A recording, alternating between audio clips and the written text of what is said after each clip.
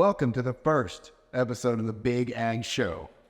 And we have a very special guest today, Drew Discount. Woo!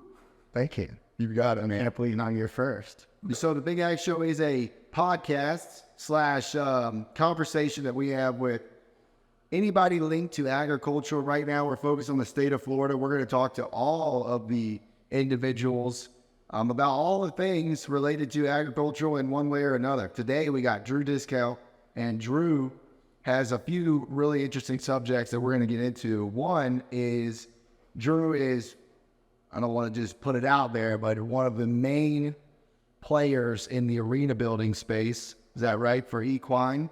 Yeah. Is that safe to say? Hudson, we're one of the largest, smallest companies, in fact. He would consider the Michael Jordan of building arenas. Yeah. Let's go with that. That sounds good. The Michael Jordan. Boy. And then also, Drew, we're sitting in a museum, you'd call it, and we've done a video on this place. This guy has Ford trucks, old John Deere tractors. The original Bobcat is actually sitting right here behind me. What is this, Drew? This is a 1958 Bobcat 200. It was like a three-wheel kind of setup.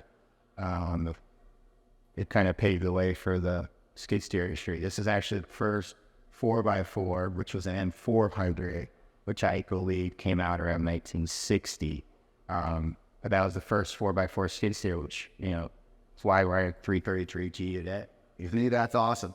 And then Drew also does, I believe he loves customizing trucks is what you call it, or what would you like to call that? Because Yeah, playable truck. playing with trucks. Yeah. And he has an actual official business that does that. And I think he also has a personal hobby that does that. Probably does even more trucks just on a personal hobby basis. We'll get into that. Yeah. So we want to start with, because we want to get right to the goods here. We're going to start with, we want to learn about you as a business owner, because it's one of the things we focus on this channel is how you got to where you are today. So just maybe talk a little bit about that. What exactly do you do today from the business owner standpoint on the equine side? So as far as an owner, you know, I receive every phone call that comes to our company. You know, a lot of my competitors have offices with secretaries, and we're probably the only one that is still, when you call my company phone, I'm picking it up. I think it's a huge advantage I have over my competitors, because a client want to talk to the guy in charge, you know. Yeah. So what else? Barrel racing, cutting, you know, each one has a slightly different surface requirement. But we basically build, in a sense, like a football field for horses. And I think my first question is, how much of this is really going on? Growing up, I never really saw a bunch of this going on. Is this everywhere, or? Back in the day, a sand ring was basically all it was. It was a hard base with, a local sand on top, you know, a couple inches of sand. And over the years, they have, turned into a little more extensive drainage and, you know, higher quality sands and fibers. And there's a lot of it going on. You know, Wellington has grown huge, and that's Wellington, Florida. Wellington, Florida. That's where we're at right now. And it is the winter equestrian capital of the world. So during the winter, there's more horse shows and events, equestrian related, going on here than anywhere else in the world. So that runs basically between January and April, and then it slows down quite a bit, but there's still a lot of year-round people here. The best way I explain to people is riding arenas in Wellington are like pools in people's backyard anywhere else in the country. Like, you pull up an aerial of Wellington, and you're gonna see a little blue pool, but then you're gonna see a big white square. And pretty much every farm in Wellington has to have a riding arena. So I can't build them all. So there is some other guys out there building them. And, we replace a lot of rings every year. And we build new ones from scratch, and we maintain, we re-laser grade them, add sand, add fiber, tweak the ring per the client's request or liking. How did you get into it? So I was in the grading industry. Started off, I was racing professional motocross, and I needed a little fill-in, a hobby in between the work ethic of racing. I just want to point out we did leave that part out. Yeah. The professional motocross part. Okay. To add to the saga of your discussion. Okay. So I raced professional motocross. I retired in 2003, but I basically, you can only ride your dirt bike and go to the gym and everything so much, and I needed, a small purpose in between the weekends of racing. So my family was in the concrete business, and they were always subbing out bobcat work, skid steer work. So I said, I'm going to buy a skid steer. Never ran one in my life. Went down to Smith Brothers Bobcat and bought a S185 in 2002 as a tire machine. And I remember going there, and I was 18, had no credit, and my mom had to co-sign me, and I was like, I want that T190 with the tracks and the AC cab. And she's like, no, you can earn it and figure it out. Got in a hand-foot control machine, never operated it one in my life, never ran a skid steer in my life, and just started learning. How did you learn? They dropped it off at the property. They dropped it off, and I just started moving some dirt around, and I bought a big Tex trailer on the way out to a race in Texas one time. We towed it home behind our box van. We had like a race truck, like a Ford box van that our dirt bikes went in, and bought a trailer out there for like $2,300, towed it home, bought the Bobcat, borrowed my dad's dually, and started ripping out asphalt driveways and grading house slabs and stuff for my family's concrete business. And one thing led to another, and next I was doing work for other people, and then I actually got to a point where I actually enjoyed the work more than racing, and I decided it was a tough choice because I was racing, and I started racing in '93, but I decided I wanted to pursue grading.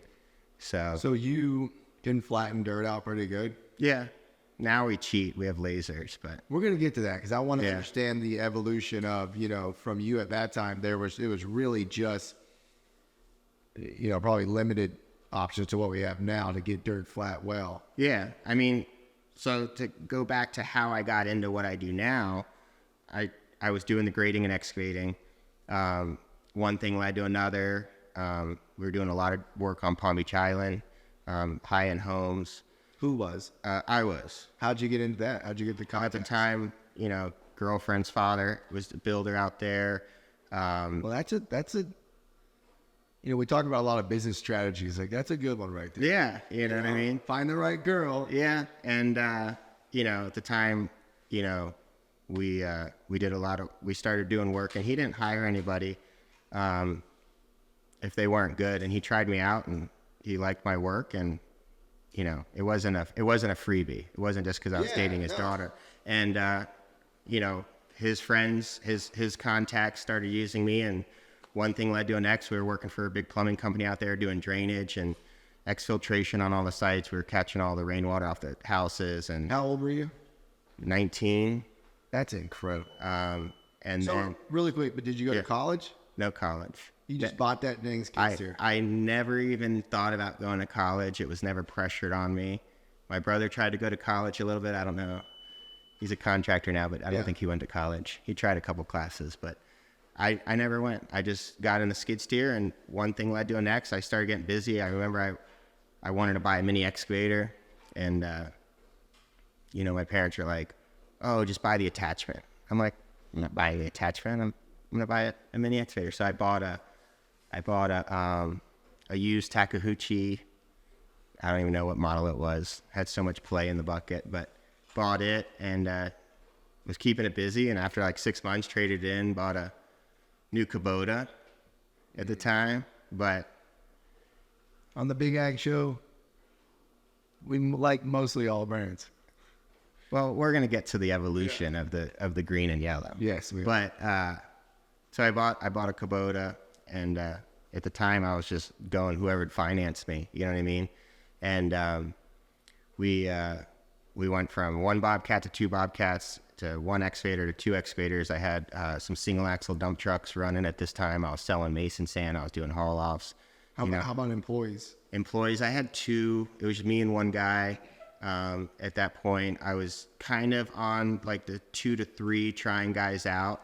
And then I seen the 2009 recession kind of coming, and it didn't hit me quite right away because we were doing a lot of work on the island, and everybody on the island, they're not just going to stop like construction. Like there's money out there. So we were seeing it like inland, like construction coming to a slowdown. So as I seen the slowdown coming, I had somebody working for me at the time, and you know, I ended up letting him go and downsizing. And I took a dump truck, traded in at Ford, bought a brand new truck. I took 2 Bobcats, 2 mini excavators, two Bobcats, skid steers, and 2 Kubota excavators. Took them to Everglades, and I was like, I want a brand new skid steer, brand new excavator, and that was it. I went into this slow time that I was. Why did you choose Everglades? I've always been passionate about John Deere, and as a kid, and then why didn't you choose John Deere first? I didn't know what I wanted at first. I said Bobcat. You know, you think Bobcat, and you think, you know, that's what you think Bobcat. You know, my company was called Discount Bobcat, and you think that at the time you don't even. I was 18, 19. I wasn't obsessed with equipment like I am now. And I'm like, I want a Bobcat. I went to Bobcat. And then Kubota just happened to be really close to our farm down in Boynton at my dad's farm. And, you know, when you're passionate about equipment, you like it all. But I'm what's the word? I'm forgetting it too. We get it though. Yeah. Okay, so you go into Everglades. So I go into Everglades. Rick Prigg. Shout out to Rick Prigg. Yeah. So actually, Rick Prigg's dad was a big part of the growth of Everglades. Well, actually, I bought before I traded those machines in. And Rick Prigg was too, just to get that on camera. Before I traded those machines in, I wanted a tractor. I had no need for a tractor, but I wanted a John Deere tractor. And I remember going into Rick and still having to have my mom co-sign because I had new credit. I was 20, 21 at the time. I don't know. Still building credit, probably overextended, but you know, I paid all my bills, and I wanted a tractor, and my mom, I think my mom co-signed me on that one. And I bought a tractor. I had no need for it. I just drove it around my dad's farm. I'd put a finish mower on it. And so when I seen the recession coming, I went to Everglades, and I was like, I want everything the same. I want everything matching. I want to deal with one company. And so I went there, traded in the 2 machines, the two skid steers, 2 mini excavators, got one brand new 35D at the time, and I got a CT 322 John Deere. And I kind of had a brand new dually, brand new gooseneck, brand new skid steer, brand new mini excavator, and brand new tractor. And at the time, I did have an Ingersoll Rand roller, and I was one of the only contractors my size actually had like a compactor, because I'd go in with a Bobcat or a skid steer and grade a driveway and roll it, where most guys had to go rent one. So I was kind of like small and potent, and I was just kind of hunkering down for like the slow time. And during that time, I was called by a guy to build an arena, and I'm like, I don't build rings. And he's like, no. It was this guy, he was like 90 years old. Sold contractor, and he goes, I want you to build an arena for me. We already started the base. I need you to grade it and then put the sand in. I was like, I'm not your guy. He's like, no, you can do it. I'll show you to do it. I'm like, I know I could probably do it, but I don't have the right equipment for it. And somehow it was slow, right? It was going 08, 09, and I was like, you know what? I'll go do it. So I go over there, and out of Loxahatchee, and I start grading this ring with grade stakes and string lines. And I'm like, this is silly, you know? So after it was just, like, I knew there was a more efficient way, and I can't do something knowing that there's a better way to do it. So I went up to the owner and I said, listen, I'm going to go buy a laser box blade, and just give me 2 weeks. It'll be here, and I will come back and I'll finish this for the same price that I told you, but it'll just be even better and quicker. And she said, okay. And box blade came in. I learned how to, the key to this was I already had the tractor that I didn't need, but I had it. So I had the skid steer, I had a mini excavator, I had a roller, so now I already had the tractor. So now I was like, well, I already have it, I might as well buy the box blade. So I think it was like $20,000 at the time, you know, for a new laser box. And Can you explain like a laser box blade, what's special about it? So basically it's a box blade that has a proportional valve, and the tractor has a computer. They call it a control box, and there's a receiver on the box blade with a mast, and you got to have a power beyond or some type of auxiliary hydraulics with a constant flow. And you set your laser up, and that eye stays on laser. So the box blade is fully automated up and down, but you have to know where to take the, you know, you by how the box blade's cutting. If wheels are up and the thing's full of material, you got to manually override it, take the material to the lower side of the ring or the hole that you notice as you're filling. So you kind of map it out when you set your laser up, kind of go all over the place and see where the box blade's touching, where it's not, and then you kind of use that as like your GPS in a sense, you know, and you fill and cut and fill. You don't just drive around and not look back. You still gotta, you know, keep an eye on it and have common sense of where to bring the material to and where to steal material from. So box blade came in, did the job. She was happy. We were actually rebuilding my dad's farm at the time. We sold the farm in Long Island in 2009, and after that was done, my dad rebuilt his farm down here, and I built his ring, and then word spread like wildfire, and next thing I was doing a ring here and then a ring here. When you build a ring, though, in a highest summary level, what does that consist of? Basically showing up to, back in the day, it was showing up to an empty field, and they're like, I need an arena, and we would, you know, get rid of the grass, laser grade, subgrade, build a base, you know, bring in a footing. What's the base made of? Back in the day, it was just like a shell rock or a crushed concrete, you know. Now our bases are full drainage rocks. You know, we only build all-weather rings now, so they never have puddles on them. We use a high-quality sand and, you know, fiber mix. So it's really a pretty simple process. I mean, It's simple, but, you know, you're working with 6 inches of sand, you know, 4 to 6 inches of rock, depending on the job. And, you know, you're on large equipment. Like, you can easily make a mistake and damage the fabric below, you know, get rock in the footing. And, you know, we're dealing with multi-million-dollar horses. What does an arena cost to build? Just a ballpark for the people out there. It could be. Let's get this on record. This is not a quote from Drew. I mean, it could depend on the size. I know we build one type of ring, but, you know, I know guys are out there. You know, you could build, depending on the size, a $40,000 ring or $300,000, $400,000 ring. It really depends on the size, accessibility, location. You know, aggregate and sand changes all over the country. You know, people always ask me on like social media, like, "Oh, what sand should I use?" And if they're in an area I've never built, I can't really answer it because, you know, every quarry is different, size, shape of the ring. You know, so. So you said people reaching out to the social media. How has kind of social media tweaked your business? Is something that you take, like, you know, it's a big marketing fight for you guys? Believe it or not, I mean, some of my clients follow me, but we don't get a lot. Most of our business in this industry is word of mouth.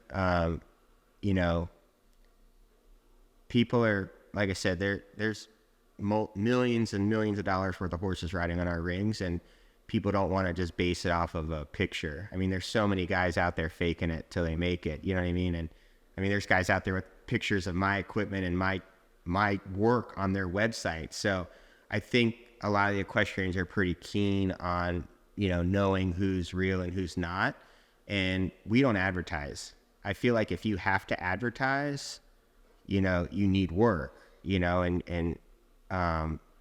mean, don't get me wrong, advertising is not a bad thing, but for us, like word of mouth is the best. Yeah. Go ahead. Well, I was going to say, when you, so when you first got started there, you took off like a wildfire. Where was, talk a little bit about what Wellington did for you. Because, man, the one thing that I think that people should understand about you is the place you got started in grading isn't just any place. Yeah. Like Palm Beach Island, grading on Palm Beach Island is, I mean, let's just be honest. You're around a lot of wealthy people. Yeah. You're around a lot of big time work. Yeah. And then you just happen to stumble into what is Wellington. And, driving in here today, you're talking about, to describe Wellington in one way is, I mean, even this property or the property surrounding it, like some of the most pristine arenas. These aren't just like your old horse arenas. Like everything around here is meticulous and pristine. So how was that? How did that help you in your business? It was hard to get into Wellington because when I started doing the rings in, '08, I was young, you know what I mean? And a lot of the people, the clients, I'd go meet with them and they didn't really, I don't think really took me seriously. Another thing that kind of hurt me was my last name, because although people want a good deal, they don't want to advertise that they're using it. But what they don't realize is Discount Dirtworks is my last name. It's not because I'm the cheap guy. And a lot of people joke around, and sometimes people think I'm the cheap guy, and that's why they call. And I tell them, if this is a numbers game for you, there's going to be somebody that's always going to beat a price. If it's about quality, I'm your guy. I will not cut corners, because I don't sleep at night if there's something not correct, and I will put quality over profit, to make sure the customer's happy. How do you sell quality? That's always something that I feel like everyone says, like, yeah, you do quality work, whatever. Like, but what does it mean to really like sell quality, like that term, selling quality? I mean, I feel to sell quality, you got to educate the client on what they're getting. A lot of my competitors are very vague on their proposals. It might say, 4 inches of sand, you know what I mean? 6 inches of rock.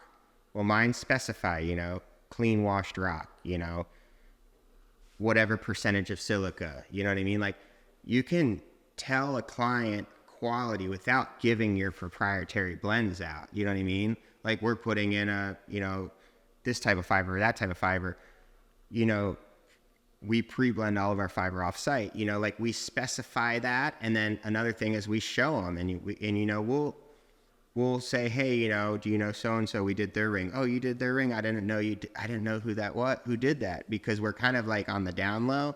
Like, we're not trying to be in your face.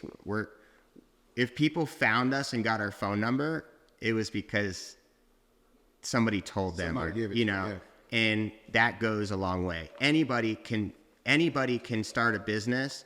I feel like a lot of these companies out here today, they're like marketing firms that become contractors. You know what I mean? And they're learning as they go, but the reason they're getting their work is they have so much money invested in marketing. You know what I mean? Yeah. But the problem is they're not building a good reputation that way. You know what I mean? Like, I want long-term reputation, long-term clientele. Like, I got clients that are developers and they're building farms, flipping them, or build a farm, keep it maybe for 3 years, sell it, and we're their first call again. And I want that long-term. I'm not the get in, get out, and, screw them over, I want that relationship, because I think that's part of the quality, is having If you had to start tomorrow, restart the whole thing, what are some of the things that you would be glad that you now have an understanding of? Gut feeling, going with your gut. Going with your gut? Yeah. And what do you mean by that? What experience have you had where that's just over the years, you might know that a client might be difficult right the second you meet them, or you might not be in their budget, and you know, and the job is more difficult to get paid or something like that. And the other thing is learning to say no. That is hard, and that's where a lot of these other contractors, I think, get in trouble. Is they want the money. They might not know the job or know how to do something, but they don't know how to say no. Where I've learned to say no. If there's a job that we get a lot of calls to fix other people's arenas and surfaces that we didn't touch, but the problem is once you touch it, you own it. And we've done work over the years where somebody like begs you to, oh, please, can you help me? So-and-so messed this up. And you go in there and you start working it and telling them like, look, you know, it's going to be a Band-Aid. But for instance, like the renters at that farm or their friends don't know the story and they see you working on it and that rings 80%, not 100%, all of a sudden you're getting a bad rap. Yeah. You know, it's like you guys, like, Yep. you guys don't want to take in a used Kubota on trade and have to, and then sell it.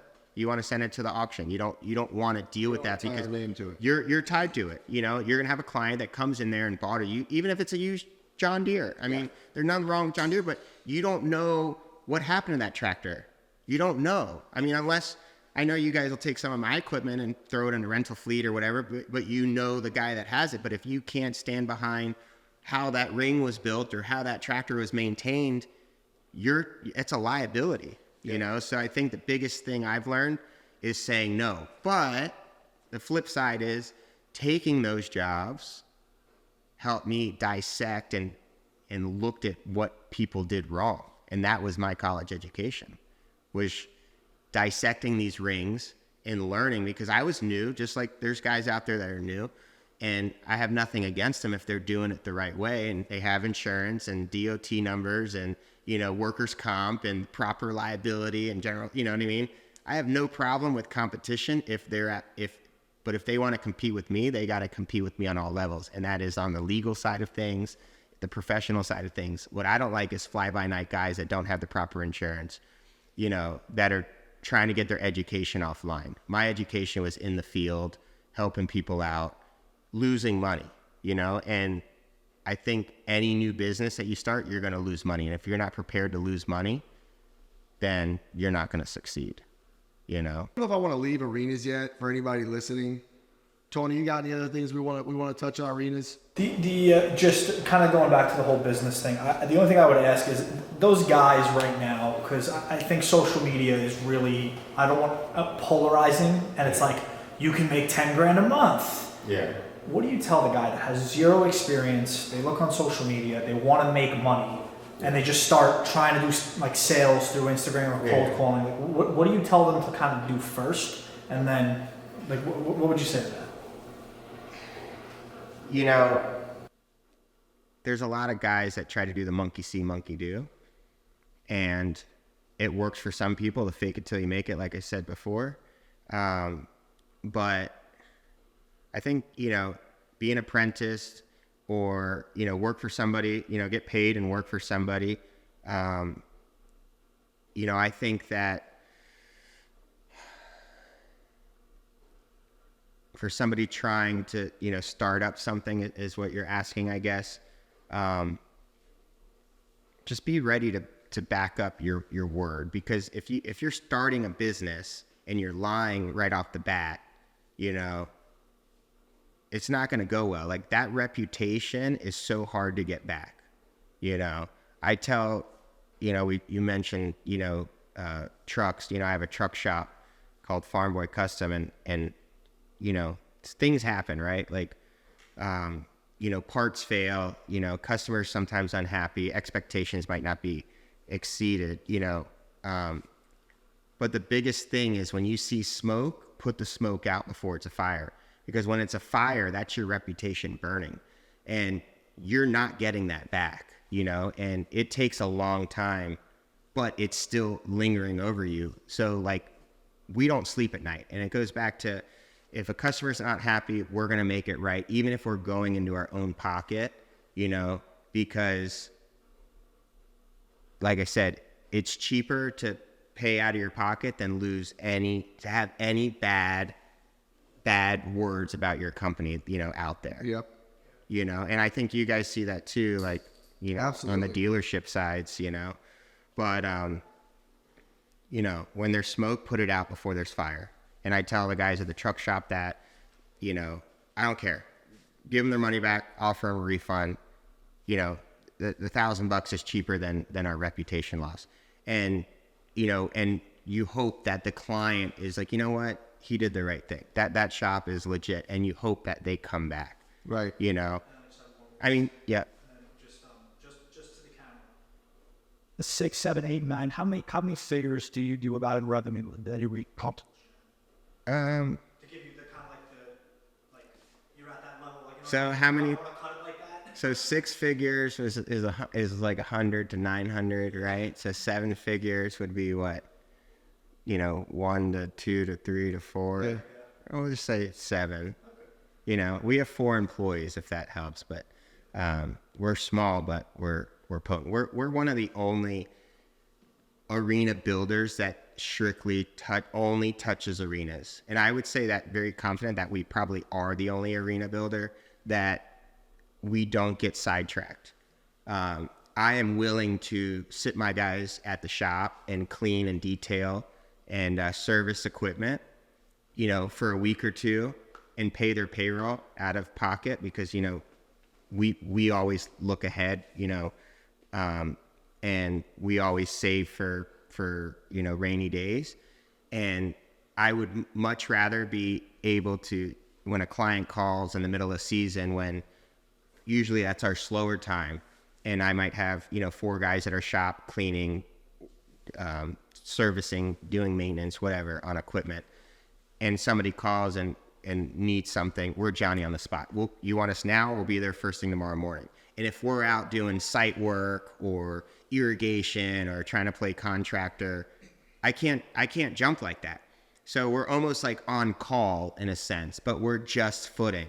So that means my guys, you know, are in tune. Every day they're on a machine, it's on a riding arena, and I pride ourselves on that.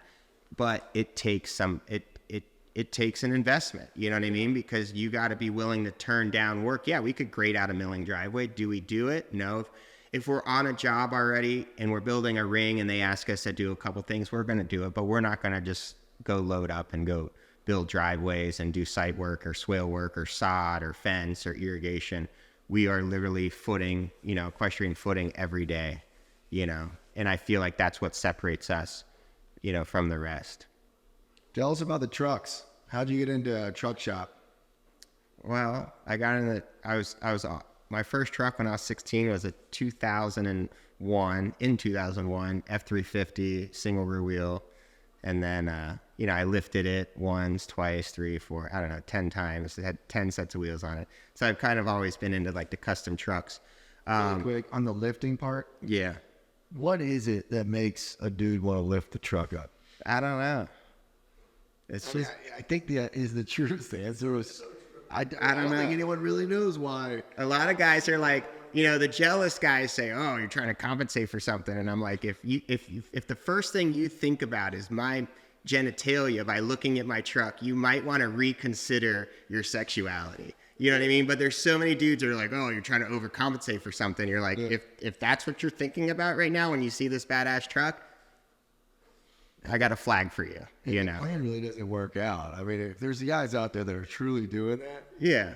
it doesn't help. Right? It doesn't. It's just like, you know, I learned early on jealousy is a hateful guy. You know what I mean? And it's like, it's just a hater comment, you know? Yeah, right. And, you know, some guys are into cars, some guys are into trucks, some dudes are into dudes, some dudes are into women, you know? Yeah. Women are into women. It's what you're into. So you were, in 2001, you got your truck and you're like, I'm about to lift this puppy up. I wanted it. You know, it could be I was at a motocross race and I seen, you know, a pro driving that truck and I wanted that truck, you know, it just, everybody's into something. Everything's not for everybody, you know?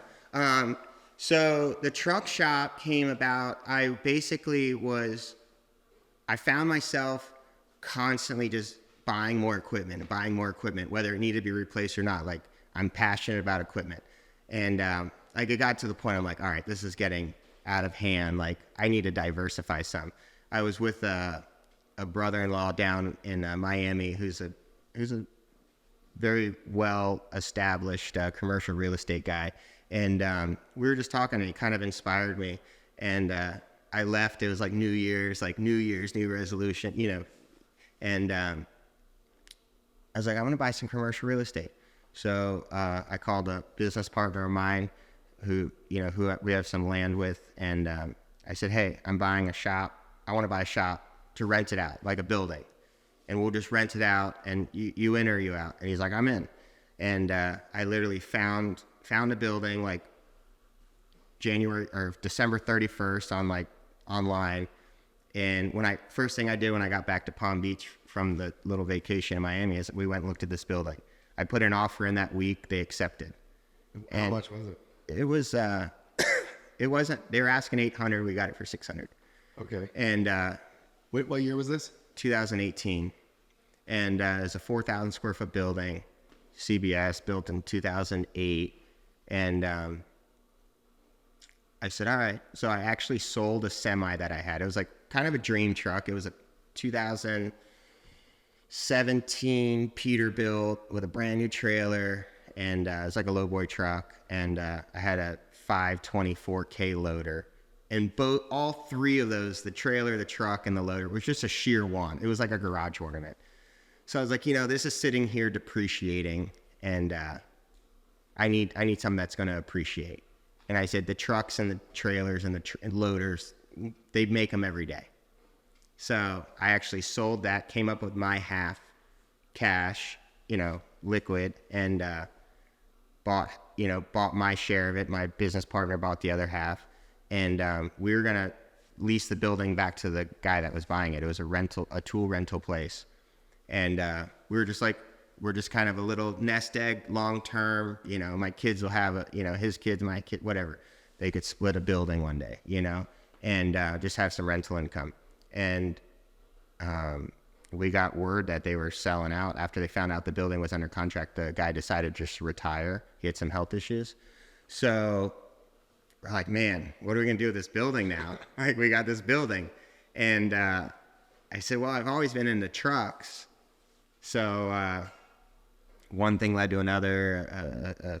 An old friend of mine called me, said, I heard you're starting a truck shop. I said, yeah. I didn't know anything about a truck shop. I just knew I like building trucks, And he's like, well, I'm going through a divorce, and, I'm moving down. I'm going to come work for you. And I said, all right, come on down.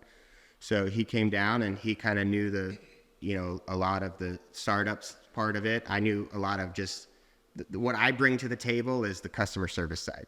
I can go into any business at this point in life, and I know I could, excel just from customer service, because that is everything. So it was a learning curve, learn to say no, trial and error, put this smoke out before there's a fire. In this case, literally. Yeah. If there's smoke, put it out. Yeah. So, because we're building a name, and now we have, so we named it Farm Boy. Where'd you get that name from? I just thought it was a good, catchy name. Yeah. I'm on a farm. There's a lot of good old farm boys around here.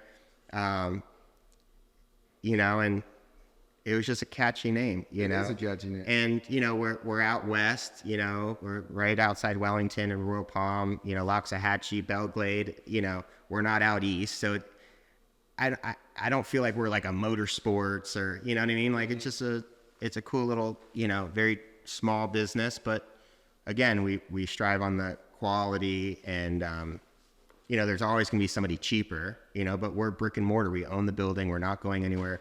There's pop-up shops all the time, kids in backyards trying to, run businesses and stuff. But, What was the first big problem you ran into with this business? Capital. Capital. I realized that, it wasn't just opening your doors, that you can have 30,000 in parts, on order, and your bank account's empty because you're waiting for these parts to come in, and you can't charge somebody full price when you're ordering something, so we fixed that, we put some capital in, and after that we haven't put a dime in yet. It runs itself. I have good guys in the back and a good So when you manager. first started, you would take on maybe like, how many trucks did you take on? I mean, we would just, trucks are pretty easy. There's a book for everything, right? Like with equipment repair, like how long something's going to take to install. So, we basically, depending on the mechanics, like we have 2 full-time mechanics, so we'll book 2 or 3 jobs a day, depending on how long they are. But yeah, like it's a lot of stuff's in and out, How'd you get customers for this? It was honestly word of mouth. I took the business that I built and the connections I had and say, hey, by the way, we open a truck shop. If there's anything, every contractor has a truck. Every contractor needs a leveling kit, wheels and tires, and a fuel tank, in a ranch hand, that's our bread and butter, So then, the capital deal, like you had your first couple of jobs and, you got to order the parts to lift the truck, and put the things on. And so that was what it was, is you went to order the parts. Well, all of a sudden, you go order parts, there's a big credit card bill, the parts aren't in yet, so you realize, all right, I got to reach my pocket and put a little more into this business than I thought. That's right. But, once it got on its feet, it's self-sufficient. That's an interesting concept. One of the things that we're an Everglades equipment group, John Deere dealerships. And one of the things that we struggle with is we did have to make a transition to asking for money up front before ordering parts. Yeah. Because, with one truck shop, it's one thing. Yeah. If we start expanding, that becomes a beast. Yeah. The amount of money that's just going out with parts coming in. So, how has that changed? I noticed it actually didn't, because when I actually went into Farm Boy recently, I bought a rolly back deal, and he just ordered it right away for me. Well, you're both electric, Yeah, so, yeah. you got good credit with us. Typically we'll do like 50%. And if somebody walks away, then it's just like a restocking, but you are out, you never really know where you're at, financially, because you always got 30, 40, 50 grand out on the streets, let's say, you know what I mean? And jobs that aren't closed out. So it's kind of just a revolving door, but at the end of the day, it's fun. COVID really affected, our industry, the truck side industry, because trucks weren't available, so parts weren't available, shipping was an issue, Oh, yeah. A lot of tires, whether anybody wants to hear it or not, they come from China, even the demand was way high. the best tires out there, Toyo, Nitto, I believe they come from overseas, so, everything just affected, but, we managed, luckily, we own the building, a lot of guys said, you talk to any big wig, like real estate guys, which is, it's not me, but you talk to these guys and they're like, oh, you should have never bought that building. You should have financed it, put a little less down and have a mortgage. But I don't want that over my head. Yeah. With my business, we have a few machines financed because they catch you on that 0%. You're like, but other than that, every truck we have in our business is paid for. And I would say 75% of our equipment is paid for, and a lot of guys say that's the bad way to do it, but it works for me. It just depends. Everybody's different, For me, I sleep at night not owing anybody, and I operate the same way with, any subcontractors like fence guys, irrigation guys, dump truck guys, sand quarries, everybody gets paid. The second I get an invoice, they get paid. And that's nice too, because you get a different type of service when, when people know the money's when people, they jump. And I'm sure you guys deal with that too. With, some people that you've known over the years, you get good service. When you pay your bills, That's right. you can, hey, I need a favor. I know it's 11 o'clock at night, but I need trucks tomorrow. We'll be there, Does that go into like just general consumer, I guess? Credit card debt right now is astronomical. People, someone living paycheck to paycheck. Was that kind of always your mentality? Was just to always pay things off and not really borrow anything? Yeah, I mean, when I was like 19, I was restoring this truck actually, and I was just like, I'll put it on my credit card. You were 19, you were doing this? I did this truck. We're going to get into antique. And next, it sneaks up on you, and you got $20,000 in credit card bills, and at the time I was maybe doing $250K a year with a Bobcat company, and it's hard to catch back up. So once I got that off, I don't have a personal credit card. I have business credit cards, you know what I mean? And I have a personal debit card. And if there's no cash in my pocket, and you don't pay for it. You don't, Right. Toys are bought, cash, and equipment is financed. If you're starting a business, that's kind of like our family's things. Like if that makes money, you can finance it. If it doesn't make money, you better have the money to pay for it. That's a golden rule. Is your truck shop, is it profitable? It's not profitable. It's still growing, and we're still learning, and back to the learning to say no on certain things.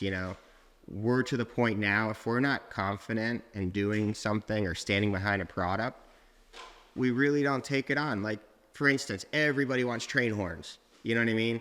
Train horns are the first things that break in a month. You know what I mean? Train horn. Everybody wants it, and after a month, it's fun. They're getting all their buddies. And then after a month, the condensation in Florida gets in the air compressor, and the solenoid sticks, or the switch wears out, or the horns vibrate off, and then they're back. And now, not a huge money maker. You got a client that's like, my train horns are junk. You know what I mean? Yes. Farm boy did it. You know what I mean? So it's just learning. Like I said, you can go take it all in, but you're going to have, we want reputation. Right. And if it's a slower road to success by just, that's how it was with my arena company, just keep on trucking consistency, consistency will pay off.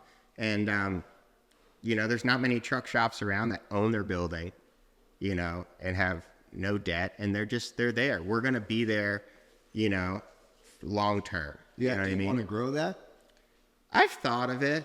But it just comes down to, the only way I would grow it is if I didn't do the arena business, because that's my main focus. That's my bread and butter. The truck shop's for fun, and there's a good group of guys there, and I enjoy it. And it's kind of like a stress release, you know what I mean? Going there and tinkering. And How vital, you've probably learned this in that business, especially, like how vital is you said you have a good group of guys. yeah. Has that been a vital role of Oh yeah, good because truck shop? that's supposed to be fun, and if it's not fun, I don't need additional headache. So those guys know their job. They show up all the time. There's no excuses. They manage it well.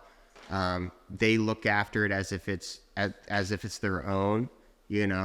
I hope it gets profitable to where I can kind of like help, have these guys a part of the business more so than just an employee one day. That would be the goal, to where they feel like, hey, this is just as much ours as, We help to grow. yeah, that would be the goal. Right now, if I made them a partner, they'd have to, hey, we need a little bit of money. Now, We lost some money. Deal.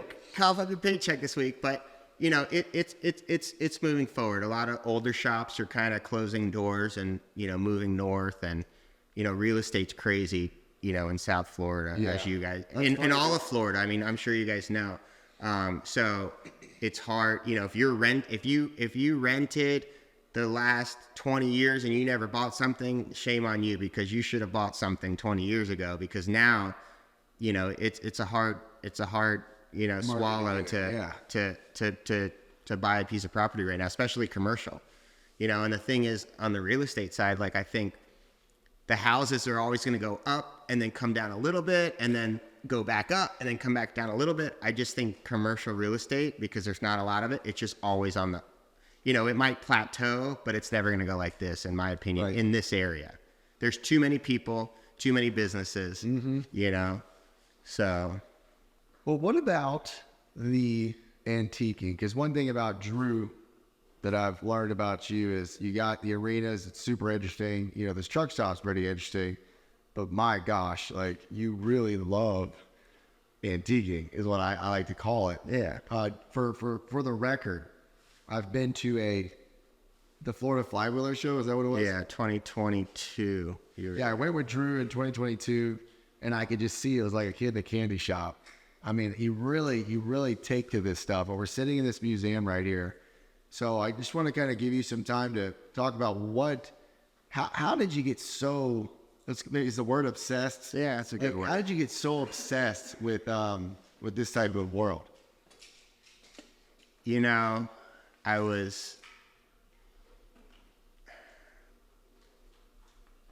found a tractor in our shed in a horse farm in Long Island, and I brought it home and restored it. And then I found another one a little bit older. Where did you learn to do that? You know, most kids they don't know how to restore. It was just, just start When taking. you say restore, were you like, I'm just gonna make it run and then Yeah, paint it? we made it run and painted it, you know what I mean? And at the time I subbed it out to a paint guy, up in Riviera, and, How just old were you? 18 maybe. This was like a little like lawn and garden tractor, like an economy. And then I found like a 1959 up in like Sanford, Florida, an economy tractor. So I restored it. It was a little bit bigger. And then I was like, this would look really cool on a truck. So then I found this truck behind me on eBay, bought it sight unseen. It was like $3,000 back in the day. You bought that truck right there for $3,000. It didn't look like that, but yeah, it was red and white, and got it back and then started tearing it apart. My neighbor was a mechanic at the time for Ford, and he helped me do some of the mechanical stuff. And then I subbed out the paint work, and then we assembled it, and then I put the tractor on it. I'm like, all right, I got a tractor, an old tractor on an old truck. And then one day I was like, I want a John Deere. So I found a John Deere M up in like Lake City or something, and brought it back. And I was starting to do well with my business, and like better, as my business grown. And I was like, I want this thing perfect. And there's a guy named PJ up in Orlando, and I called him. He did a lot of work for like Bedner Farms and stuff on like some of their restorations of like family tractors that they have. And so he restored this tractor for me. And the next, one thing led to another, and I was like, wait, what is that, an MI? There's another model to the series. And then I got an MI, and then I'm like, oh wait, they made an orange one and a yellow one. I want both colors. And then I'm like, oh, there's an MT, the tricycle. I want that. And then there's a crawler, and then I want that. And then the OCD just grew. Do you feel like, just a side note, do you feel like the obsession is like overwhelming, or is this under control obsession? It's under control. I don't drink. I don't party. I don't have a boat. So this is my boat. It's under my house. So, it keeps me home with the family. Yeah. By the way, we're sitting in Drew's basement. First floor. Yeah. So the tractors kind of started growing. I ended up getting another truck. And then I bought this cab over behind us. We restored that here. But when I built this was supposed to be a gas station. The John Deere dealer and the Ford dealer weren't supposed to be there. And my wife said to me, I remember we were about to move in. She's like, what are we doing with all this like photos and, memorabilia and like brochures? Like I had a lot of like real like literature and stuff from like dealerships and stuff. And she's like, what are you going to do with it? I'm like, I don't know. So I pulled out like a graph paper, and I kind of said, I think I can fit a little dealership there and a Ford dealership over there. And then I was able to disperse all like the small collectibles. And then, once I started placing tractors and trucks in here, the white walls were kind of bare.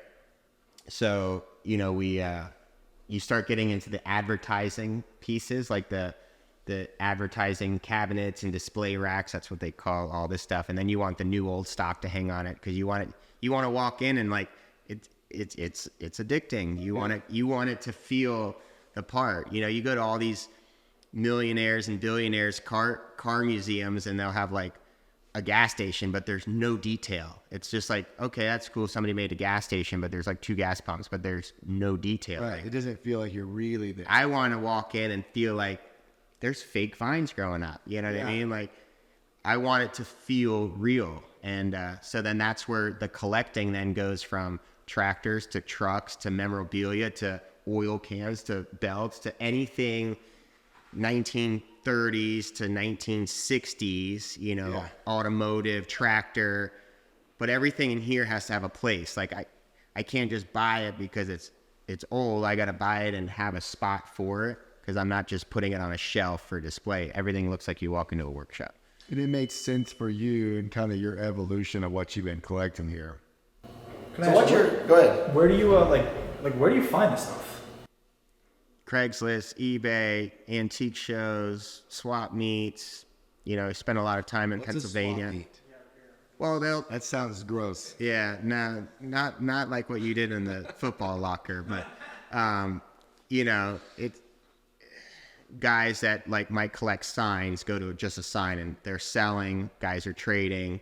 You know, like Florida Flywheelers is kind of a swap meet. Like, you know, they're swap meets. I think are probably more defined as like people show up to a high school parking lot, you know, on a weekend and they're selling parts, like automotive parts, you know, just whatever, like flea markets, you know. So I just find it everywhere. Now I'm to the point, you know, I have people calling me like, you know, I'm a younger generation for antique tractors. Like I guess like I'm the old soul. And I have some buddies that are a little younger than me up north, but most of the guys are older, and you know, unfortunately, you know, they're getting to the point they're selling their collection because they're getting older, and they want to see it go to a good home. They don't want to see their kids who don't appreciate it, who might be 50 years old or 60 years old, and these guys are 80 or 90, and they're like, oh, this stupid tractor, we're just gonna sell this, you know, if something happens to, you know, so Dad. yeah, so like they will reach out to me and be like, hey, I heard you collect this, or I seen your YouTube video. I actually had guys calling me in like Arizona because they seen the YouTube video, and they're like, oh, do you want to buy a John Deere H? And I'm just like, Did you forget to get a separate? yeah, no, like they're literally calling me that they seen the video and they like search the company name and you know, they want to see if I'm interested in buying stuff. But obviously I'm kind of full, and I kind of collect one specific model at the moment. It's a Model M, M-I-M-T. MC is a Dubuque, 1947 and 1952. And all the trucks are 48 to 52. So everything's, the Bobcats are the newest pieces in here, which are up to 1960. What is it about that time frame for you? I think just like the Art Deco. Like I like the Art Deco of the trucks. I just like, you know, I can't imagine being on one of these tractors and working 8, 9, 12-hour days, you know, on these tractors compared to the luxuries we have today. That's, you know, a great point, man. It actually made me think more about this as you were saying it. Is like, that's the coolest part. You look around, you're like, yeah, you can't, like this right here, you cannot imagine how people are working on even the trucks, you get in them and you're like, I couldn't have, no power steering, no synchronized shifting. You know, I asked a friend of mine, he's probably 70, 75. I asked him one time, I was like, I just couldn't imagine driving this all day long. And he goes, this was a step up from a horse and a plow. Yeah. And when you think about that, you're like, all right, I'll take this over, walking behind a horse. You know, so really we all take things for granted, you know, oh, we don't have air conditioning on a tractor today, but, you know, you're on a shuttle shift, you know, 100-horse tractor that just does whatever you want. So it's just that. And you'll notice like everything's like themed, like the trucks look like something from 1950 with the matching piece of equipment. You know, I theme the trucks with Discount Dirt Works, and you know, it's just I guess it allows me to be a little creative too. And you do, like when you first did it, you had somebody else who did it for you. How much have you got more hands on to this? So PJ redid about 4 tractors for me, and then we've done everything else in this museum. When you say we, who is this? Mechanics in the past and current painter mechanics now. They're here on property? So I have full-time painter mechanic, yeah. That just does your fun stuff here? Yeah. That's some good stuff. Which also that's where my paycheck goes to. Yeah, I was gonna say that's my weekly paycheck goes to my painter to keep him on staff. So but it's like I was telling Tony, my favorite truck is that yellow one back there. Yeah, the John Deere one. That old John Deere truck. I bought that. I despise yellow, and I almost bought there was a truck that was a good price, and it was yellow and had like a wood flatbed on it. A similar truck, but not four-wheel drive. And it was just super clean, but it was yellow, and I'm like, I'm going to buy that. It's a good price. I'm like, I'm going to put an industrial John Deere sticker on it and make it look like a dealer truck. So I got home from Pennsylvania. I called the guy and he sold it. And then I was like so upset that I didn't get this yellow truck. And then this truck popped up at an auction in Missouri. And it was 4-wheel drive Marvin Harrington, super rare truck, like everything's meant to be. And I ended up snatching this up. But I once it was in my head that I wanted a yellow truck with a John Deere industrial 1950s logo. It was on. It was on. And now we had it. How much was that? At the time, 36 after auction juice and, paying their, their fees and stuff. It looked just like that. Oh, really? Yeah. And the green one behind it, I bought that too. I'm not saying it's inexpensive. I don't know why I get the feeling. I felt like these would go for upwards of close to 6 figures at that point. Is that not really the market? At one point, trucks were pretty hot. Now they kind of, they vary. I can tell you that, when you restore them, I couldn't restore that truck for $36,000. So when you can find something already restored, if it's the quality that, you expect, it's definitely worth buying one done.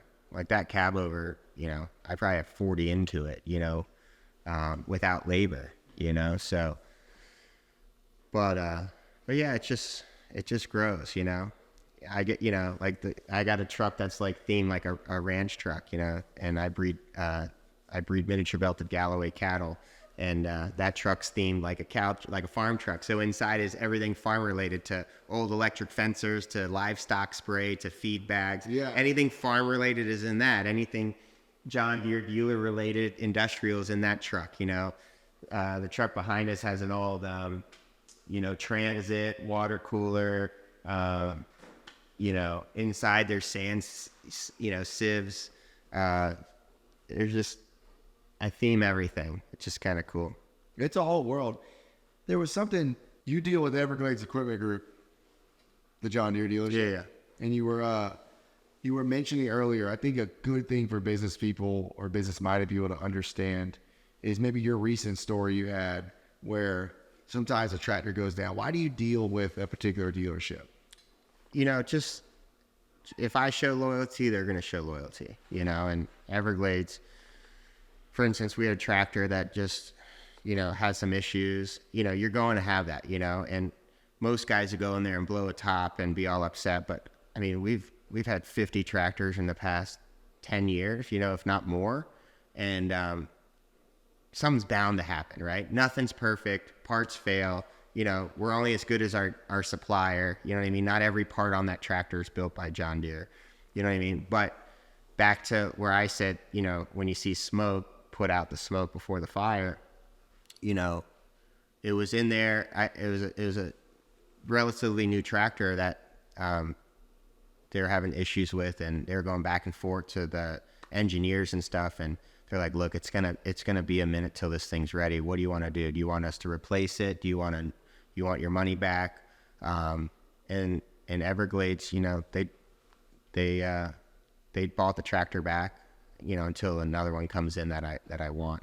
But I had a brand new Ford blow up, a 2023 Ford F350 diesel with 2,000 miles, and it grenaded. And I called up Ford, and you're dealing with so much corporate stuff, you know what I mean? And I actually used Everglades as an example. I'm like, "Look, guys, you know what I mean? Like, I'm a loyal customer to Ford. Again, I probably had 20, 25 trucks over the past, 15 years maybe with them." And I was like, where does the loyalty come into play? And they're like, "Oh, well, it depends on the Florida lemon law and all this stuff, And the one dealer was like, "Look, you don't really buy a lot from us." And, I'm like, "Yeah, but right now when you're buying trucks, you buy who has the inventory, because there's not a lot of trucks."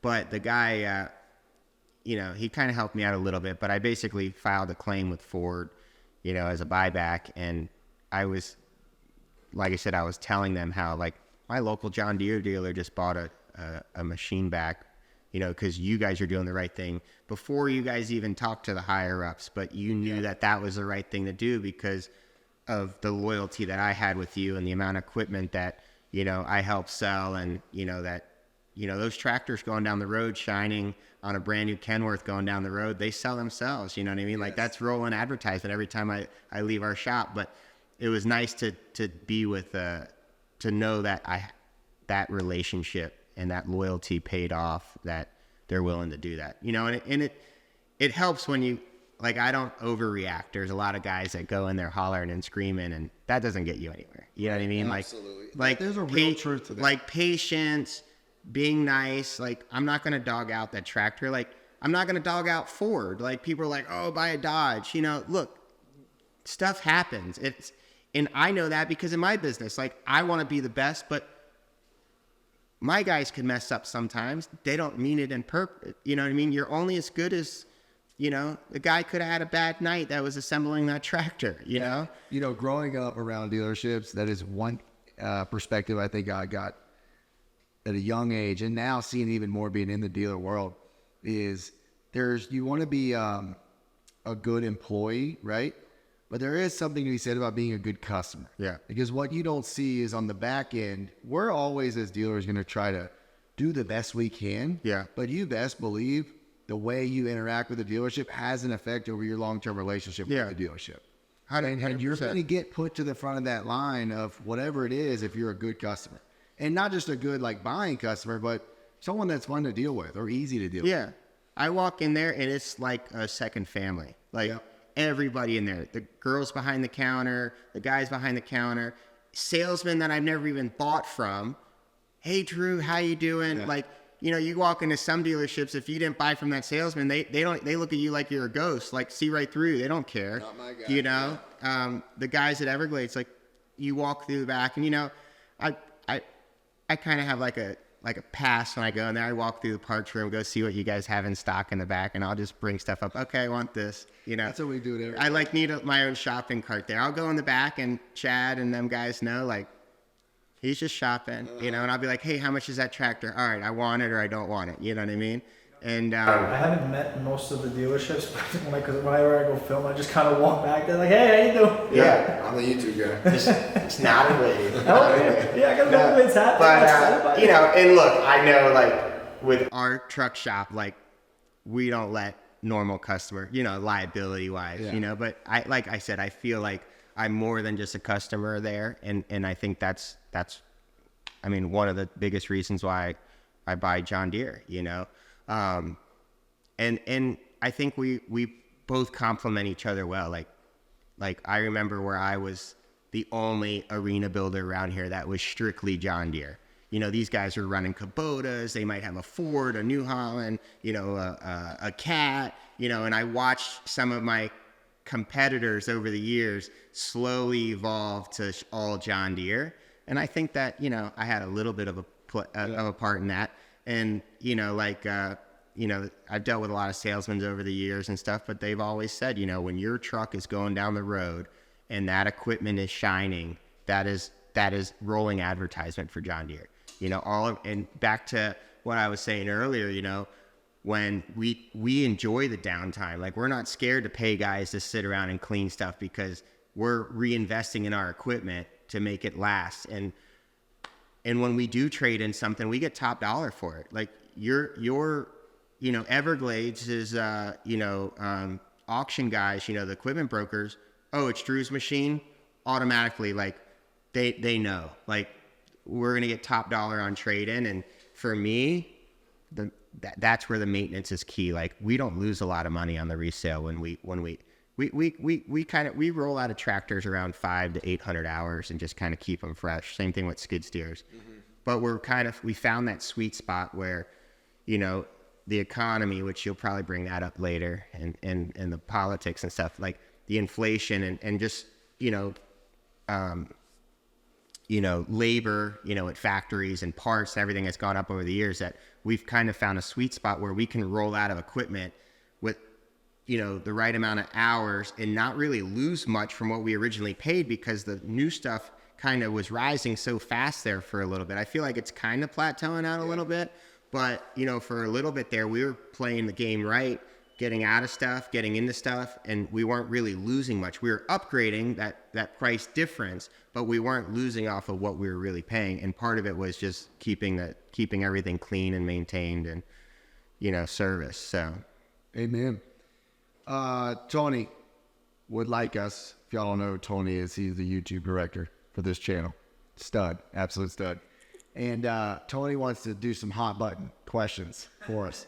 Tony, what do you got for us? I got this. What are they, Tony? I don't know what they are. I'm not holding the iPad anymore.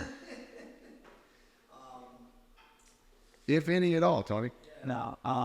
With like the state of the economy right now, obviously it's setting up strong already. yeah, I know we're getting strong. I'm not going to go into the election. That's what. No. But with the state of the economy right now, is it harder to do things, or is it you have to just kind of adjust to the pricing with inflation? Because they say it gets harder and harder every day, and it's like now you're hearing like minimum wage, you can barely afford the groceries.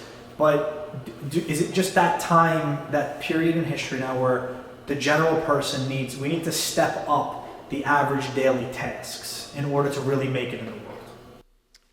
I think it's, we've seen material prices going up so fast that, for me, like trying to get customers and keep customers and show them that, that I'm not just raising my prices. We didn't really raise our labor prices, although we felt it on the fuel side, on the insurance side, on the equipment side, you know what I mean? Like truck side, like everything gone up, but we were like doing everything we can to we were going up in our price, but we really never went up in our labor, and then at the end of the year, like, man, I forgot, all these things went up, and I didn't even count, my insurance, they tried to double it on me this year. We're shopping that right now on, on semi trucks and stuff like that. So, it is tough. And I think that, I think that insurance sucks right now because everybody's so sue happy. I heard in other countries, they're not even allowed to sue in other countries. You know what I mean? And I think this economy, this government, I should say, and, everything's just so out of control that everything affects everything. I know that sounds like silly, but like,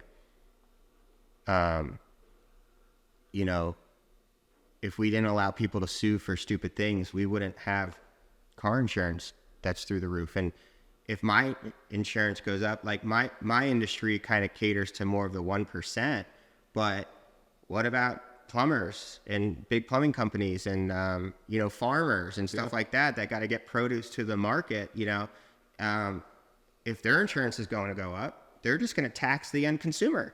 You know what I mean? So not to get into politics, but, these people that, want to tax everybody more, thinking you're taxing big companies. Oh, they got it. They can afford it.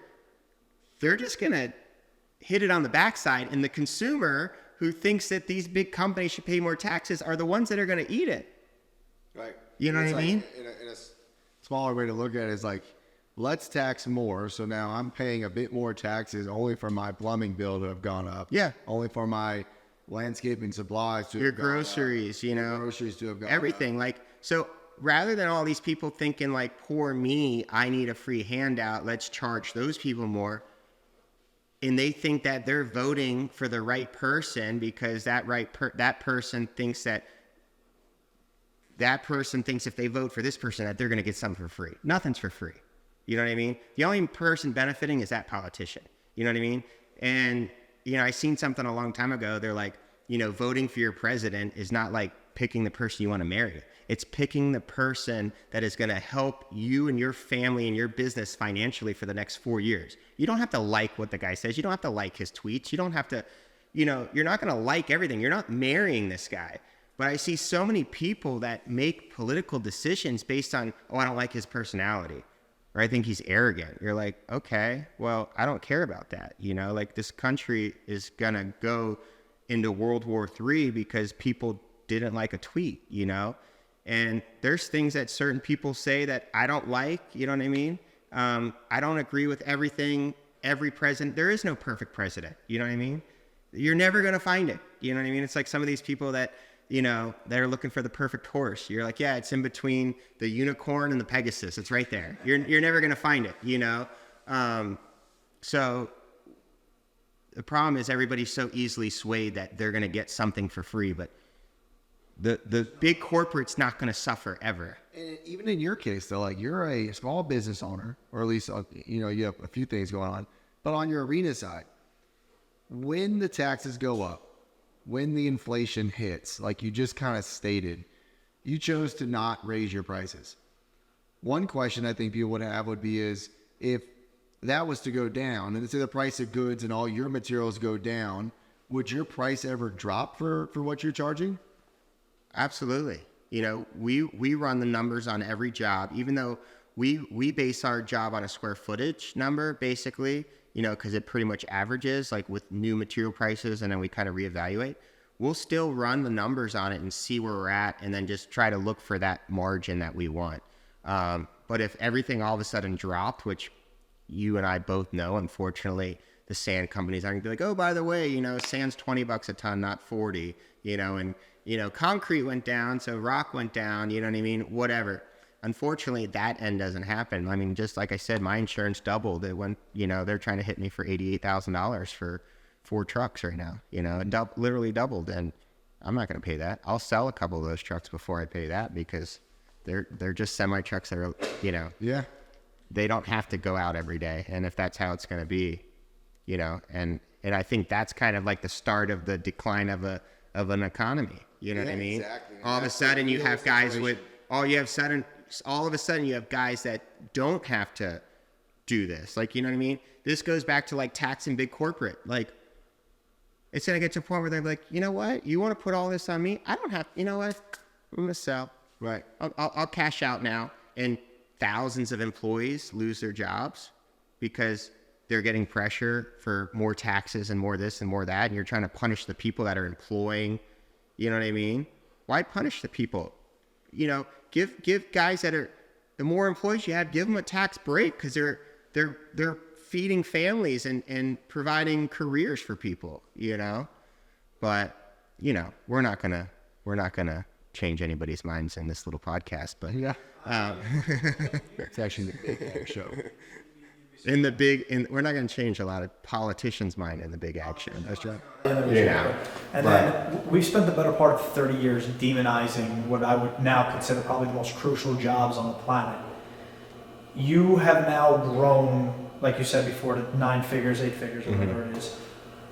What did it take to do that in the industry that you're in, which is not really the sexiest job in the world? It's construction, you know, and these kids right now just want to be. I mean, we're in John Deere, so we're pretty sexy. Yeah, but what I mean is, like, everybody wants to be that digital nomad, the bro man. Everybody. The problem is, what I see with the young guys is they don't understand that what I have. I'm 39. You know, I started this when I was 18.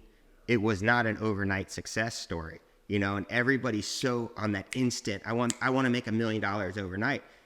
If it's too good to be true, it probably is. You know what I mean? How long did it take you to get to that first $1 million? I would say,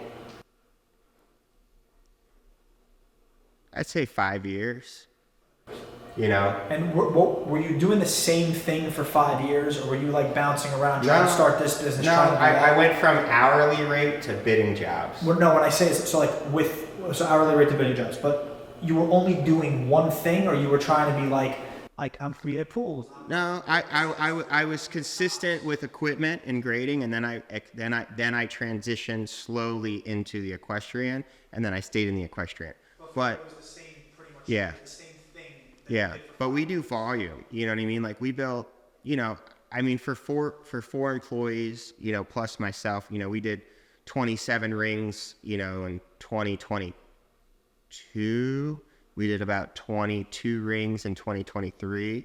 So we're doing volume. You know, we're not just like 3 arenas and we're like making all this money. Like, competitively, like, we're like, our prices are super competitive for what they are, and being that we only do rings, we can get in and get out and make money. Like, I've had guys like say, oh, that are not ring guys, that like, I don't know how you're doing it for that cheap. And you're like, this is all I do.